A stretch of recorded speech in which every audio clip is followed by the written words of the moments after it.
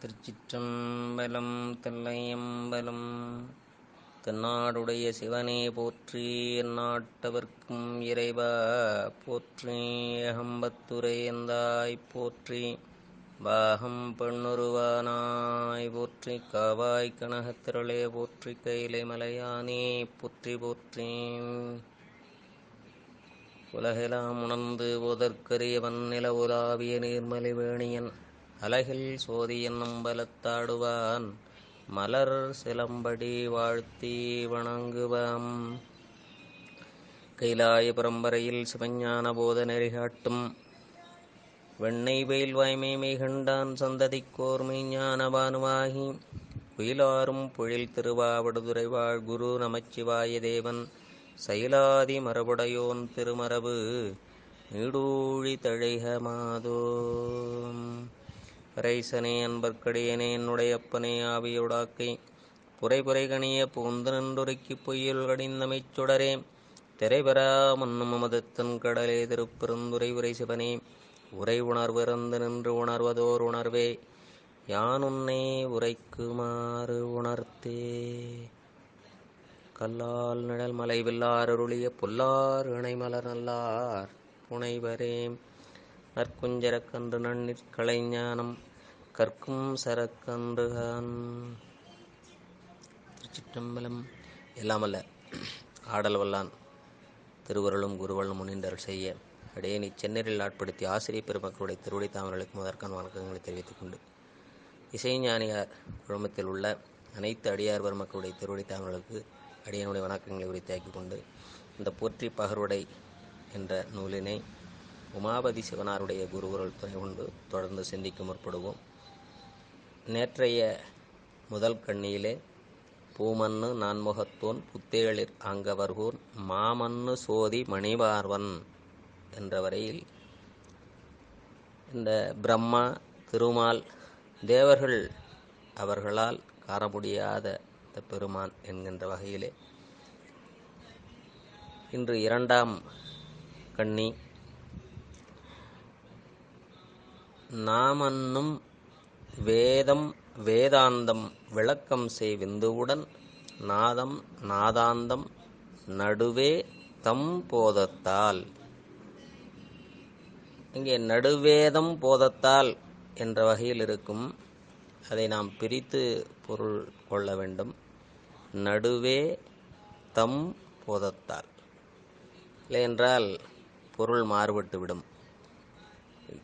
நாமன்னும் வேதம் வேதாந்தம் விளக்கம் செய் விந்துவுடன் நாதம் நாதாந்தம் நடுவே தம் போதத்தால். இங்கே நாமன்னும் வேதம் வேதாந்தம் நாவிலிருந்து கூறப்படுகின்ற வேதங்களும் அவற்றின் முடிவான உபநிடதங்களும். இங்கே இது வேதம் என்ற இந்த சொல்லை வைத்தே நமக்கு நிறைய குழப்பங்கள். பொதுவாகவே ஏதாவது கருத்துக்களை புரியாதவாறு சொன்னால் வேதம் சொல்கிறான் என்கின்ற வகையில் நம்முடைய உலகியல் மக்களே கூறுவார்கள். அப்படி இங்கே வேதம் என்பது இறை நூல். அது ஒரு இறை வழிபாட்டிற்குரிய அந்த பல பாடல்களை கொண்ட நிலையில் இருக்கின்ற நிலை. வேதம் என்ற சொல்லை வைத்து இன்று எவ்வளவோ குழப்பங்கள். இக்குழப்பம் தேவையே இல்லை, மேலோட்டமாக பார்த்தாலே தெரியும். ஏனென்றால் இறைவன் வேதங்களை இவ்வுலக உயிர்கள் பல்வேறு பகுதியில் உள்ள பல வகையான உயிர்களுக்கு அவர்கள் இந்த உலகத்தை அறிந்து பக்குவம் பெறுவதற்காக இறைவனால் உணர்த்தப்பட்டு பல்வேறு நிலையில் உள்ள இந்த ஆன்மீக அன்பர்கள் இவ்வுலக மக்கள் தனுகரண புவன போகத்தை அறிவதற்காக அவர்களை கொண்டு அவ்வப்பகுதியில் உள்ள பக்குவமுடைய ஆன்மாக்களை இடமாக கொண்டு இறைவன் கொடுத்த நூல்கள் இவை. எப்படி என்றால், உலகில் உள்ள பல்வேறு சமய நூல்களை நோக்க அதை அவர்கள் வேதாகமம் என்றே கூறுகின்றார்கள். இந்த பல்வேறு வகைப்பட்ட வேதங்களின் கருத்து ஒரு பகுதியில் உள்ள மக்களுக்கு சொன்னது வேறு பகுதிகளில் உள்ளவருக்கு பொருந்தாது. அப்படித்தான் அது பொதுவாக இறை வழிபாடு என்ற நிலையில் இருந்தாலும் அந்தந்த பகுதியில் உள்ள மக்களுக்காக இறைவன் கொடுத்த அது ஒரு கொடை. இது அவ்வளவு மொழிகளில், பல்வேறு மொழிகளில் உலகமெல்லாம் இருக்கும். இதை நம்ம மக்கள் பெரும்பாலும் இந்த வடமொழி வேதம், தென்மொழி வேதம் என்று இதில் ஒரு குழப்பங்கள். எந்த பகுதியில் மக்கள் எவ்வளவு பக்குவப்பட்டு விளங்குகின்றார்களோ அதற்கு தக்கவாறு தானே இறைவனால் அருள் செய்ய முடியும். எங்கோ வேறு பகுதிகளில் அங்கு உள்ள மக்களுக்கு சொன்ன வேதங்கள் இங்கே உள்ளவர்களுக்கு இந்த காலச்சூழலில் எப்படி பொருந்தும்? எனவே இங்கே நம்முடைய வினை காரணமோ என்னவோ வடமொழியில் இயற்றப்பட்ட அந்த வேதங்களையே வேதங்கள் என்று இங்கே வாதிட்டு கொண்டு உள்ளார்கள். நம் திருமுறைகளிலிருந்து நாம் தெளிவாக புரிந்து கொள்ளலாம். அது வேறு. இங்கே பெருமான் நமக்காக இப்பகுதியில் உள்ள நாட்டில் உள்ள மக்களுக்காக இறைவன் கொடுத்த வேதங்கள் வேறு என்று. சாதாரணமாக இங்கே வேதம் என்றவுடனே அவர்கள் அந்த வடமொழியில் உள்ள வேதங்களையே கொள்கின்றார்கள். அப்படியே எடுத்துக்கொண்டாலும் அந்த வேதங்கள் பல்வேறு காலங்களில் பல்வேறு முனிவர்களால் இயற்றப்பட்டு பிறகு வேதவியாசரால் தொகுக்கப்பட்டது. அதிலும் வேதம் திரையே என்ற சொல்லுக்கு பொருந்தாமல் பிறகு வேதம் 4ஆக வகுத்து கொண்டார்கள். இவ்வேதங்களில் உள்ள கருத்துக்களை ஆய்வு செய்து அதில் உள்ள முக்கியமான செய்திகளை மட்டும் சுருக்கமாக எடுத்து செய்தது அதன் முடிவான உபநிடதங்கள். இந்த உபநிடதம் என்ற அந்த சொல்லுக்கு உப என்றால் பக்கத்தே, நிஷதம் என்றால் அக்கறையுடன் விற்றிருத்தல். குருவின் உபதேசத்தை சீடன் அக்கறையாக கேட்டல் என்று பொருள்படும். இது அந்தந்த பகுதிகளில் உள்ள ஆன்மாக்களுக்காக அருளியது என பல்வேறு சமயங்களில் குருவும் உண்டு, அங்கே சீடர்களும் உண்டு. நமக்கு இங்கே குருநாதன் தென்முகப்பரமன். இந்த உபநிடதங்களின் கருத்துக்கள் நம்முடைய சித்தாந்த கருத்துக்களோடு ஓரளவுக்கு ஒத்துப்போவதால் நம் முன்னோர்கள் உபநிடத கருத்துக்களை மட்டும் ஒருவாறு ஏற்றுக்கொண்டார்கள். ஆனால் நம்முடைய சிவஞான சித்தியார் என்ற நூலிலே வேதங்களை எல்லாம் கரைத்து குடித்த எத்துணை நூல்கள் அருள் நூல்கள் உள்ளனவோ அத்தனையும் கற்ற சகலாகம பண்டிதர் என்ற அருள்நந்தி சிவாச்சாரியார் மெய்கண்டாருடைய தலையாய மாணாக்கர் அவருடைய சிவஞான சித்தியார் என்ற நூலிலே வேதம், சாத்திரம், மிருதி, புராணம், கலை, ஞானம், விரும்பு, அசவை, வைகரி, ஆதி திறங்கள் மேலாம் நாத முடிவான எல்லாம் பாசஞானம். ஆதலால் அவற்றால் உண்டாகும் ஞானத்தால் இறைவனின் உண்மை நிலையை அறிய முடியாது என்று அழகாக காட்டுகின்றார். நமக்கு நம் வேதங்கள் எது என்று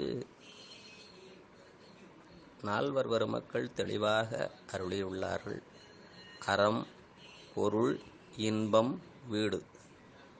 இது சிவபெருமானே நேரிடையாக தென்முகப் பரமனாக கல்லால மரத்தின் கீழ் விற்றிருந்து பதி, பசு, பாசம் என்கின்ற முப்பொருள் உண்மையை இந்த 4 வகை நூல்களின் மூலம் 4 வகையாக உயிர்கள் எதற்காக படைக்கப்பட்டு இந்த உலகம் எதற்காக உள்ளது என்கின்ற வகையிலே உண்மை நிலையை அறிந்து கொள்வதற்காக அருளியது. இந்நூல்கள் அழியவில்லை. இது 4ம் எக்காலத்தும் இருக்கும். இவ்வேதங்கள் தமிழ் மறைகள் எக்காலத்தும் அழியாத நிலையில் உள்ளது. இந்நான்கும் நமக்கு 12 திருமுறைகளாகவும் 14 சாத்திரங்களாகவும் விரிந்து உள்ளன. இந்த கருத்துக்கள் வேண்டுமென்றால் வேறு பகுதிகளில் உள்ள வேதங்களிலே நூல்களில் இருக்கலாம். எனவே அதிலிருந்து தான் இது வந்தது என்பது நம்முடைய அறியாமையை காட்டுகின்றது. நமக்கு அருளாளர்கள் வாயிலாக தெளிவு மேலும் பெற்று இறைவனை முழுமையாக அந்த திருவருளோடு கலப்பதற்கு என்ன செய்ய வேண்டும் என்கின்ற முயற்சியுடைய ஆன்மாக்களுக்காக இறைவன் அவனிடம் உள்ள இந்த 4 வகையான அந்த நூல்கள் என்றால் அங்கே சூக்குமமாக இருக்கும். நம்மை போல 4 புத்தகங்களை கையில் வைத்து கொண்டிருப்பதில்லை. இந்த 4 அவன் எண்ணில் ஆகமம் இயம்பிய இறைவர் என்று நமக்கு தெய்வச் செக்கிழார் பெருமான் திருக்குறிப்பு தொண்டநாயனார் புராணத்திலே அருளியிருப்பார். எனவே அவரிடம் ஏராளமான கருத்துக்கள். இந்த உயிர்கள், அவனுடைய நோக்கம் உயிர்கள் உய்ய வேண்டும், அவ்வளவே.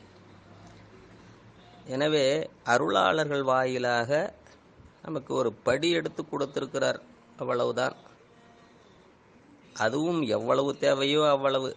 மூலம் இன்னும் சிவபெருமானிடமே உள்ளது. எனவே இந்த அறம், பொருள், இன்பம் என்ற 4 நூல்கள் இருந்தது. அது அழிந்துவிட்டது, இப்பொழுது இல்லை என்ற கருத்துக்கள் பொருத்தமாக இல்லை. இப்பொழுது நாளை கூட ஒருவர், இன்று கூட ஒரு அருளாளர் இந்த 4 பொருள்களையும் வைத்து, முப்பொருள் உண்மையை வைத்து இறைவனுடைய அருளால் ஒரு நூல் இயற்றினால் அதுவும் வேதாகமம் என்கின்ற வகையிலே அமையும். இப்படித்தான் நமக்கு உமாபதி சிவனார் அந்த பழையது என்றால் பழைய நூல்கள் என்ற அந்த சொல்லுக்காக அதில் உள்ள கருத்துக்களை ஏற்றுக்கொள்ள வேண்டிய அவசியமும் இல்லை. இன்றுதான் இயற்றப்பட்டது என்ற வகையிலே அதில் ஏற்றுக்கொள்ளாமலும் இருக்கக்கூடாது. அது புதிய நூல்களாக இருந்தாலும் முப்பொருள் உண்மையும் இந்த அறம், பொருள், இன்பம், வீடு என்கின்ற இந்த 4 நிலைகளும் அதில் இருந்தால் அதுவும் கண்டிப்பாக ஏற்றுக்கொள்ள வேண்டிய நூல்கள். இப்பொழுது கூட நீங்களும் உங்களுக்கு அந்த பக்குவம் இருந்தால் தென்முகப் பரமனிடம் இறைஞ்சி அன்போடு இருந்தால் உங்களுக்கும் அதை விளக்குவான். நமக்கு எவ்வளவு தேவையோ அதை அருளியுள்ளார். நம்முடைய இந்த வேதங்கள் 12 திருமுறைகள், நம்முடைய ஆகமங்கள் 14 சாத்திரங்கள். இதில் உள்ள ஒரு பகுதியை உணர்ந்து அதன் வழி அன்புடன் சரியாக நடந்தாலே நமக்கு வீடு வேறு நிச்சயம். எனவே நம்முடைய இந்த 12 திருமுறைகளும் 14 சாத்திரங்களும் பதிஞானத்தை கொடுப்பவை.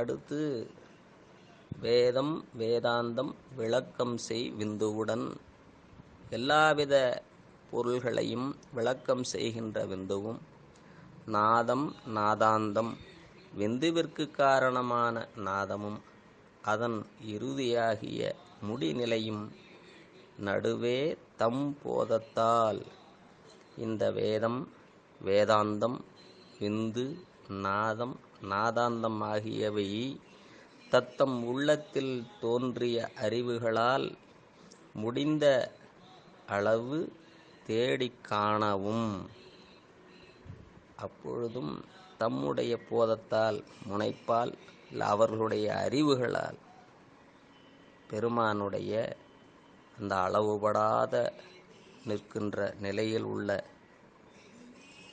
சிவபெருமானை அறிய முடியாது என்ற வகையிலே இதை அமைத்துள்ளார். வேதம் வேதாந்தம் விளக்கம் செய் விந்துவுடன், நாதம் நாதாந்தம் நடுவே தம் போதத்தால்.